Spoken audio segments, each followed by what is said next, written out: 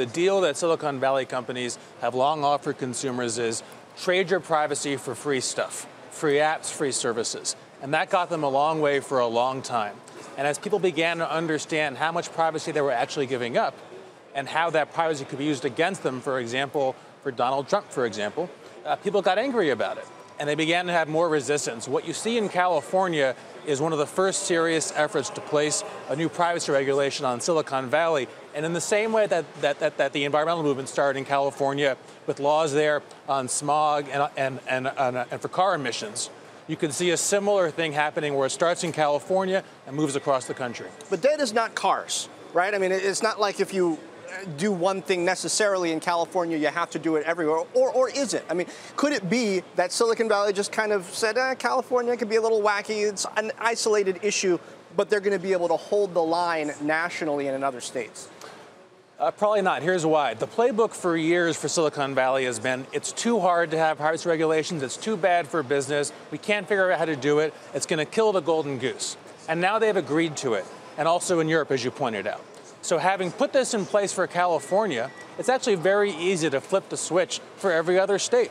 And so when other state lawmakers come and say, hey guys, how about us? It's hard to say we can't do this. And eventually, I think it probably propels them to Washington to look for a national standard to avoid having to fight these battles in every state capital. Did any of the high-profile testimony this year indicate that that's in fact where they're going?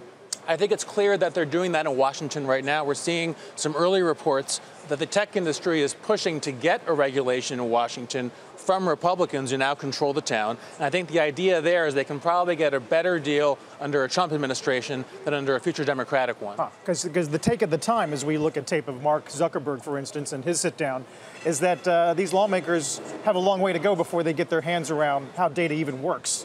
That's true. And look, if you just put the staffers for these committees on the dais, it'd be a lot more informed discussion sometimes. But it's complicated stuff. Yeah.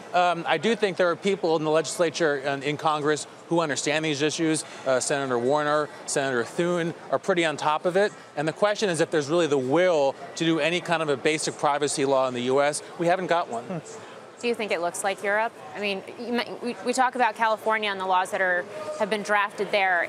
Is that the template for the rest of the U.S., or does it go even further than that in terms of looking at, say, GDPR? Look, I think that it's the same issue. Having put into place these measures for European consumers, it's hard for tech companies to say, we can't do it here, it's impossible. And I think it creates some pressure on them. It creates kind of a floor, right? If they're doing it in Europe, how come they can't do it here? Now, it all depends on politics, on the willingness of lawmakers to push for this stuff, on political will. But they've already set the bar and said we can do this if we want. Business model-wise, do we find ourselves in a situation where perhaps Silicon Valley is secretly hoping that the GOP maintains power when it comes to data? It's a great question. I think right now the Republicans in Congress are very focused on things like censorship, diamond and silk. It is not a pro kind of regulation party in general, but I do think that Silicon Valley is worried that this anger over presumed censorship of conservative voices is going to spill over into some effort to regulate these companies, which would be quite ironic, by the way, if you begin to say these companies are actually utilities and public platforms and free speech deserves a First Amendment on them, then it's actually a real full circle for Republicans if you do it that way.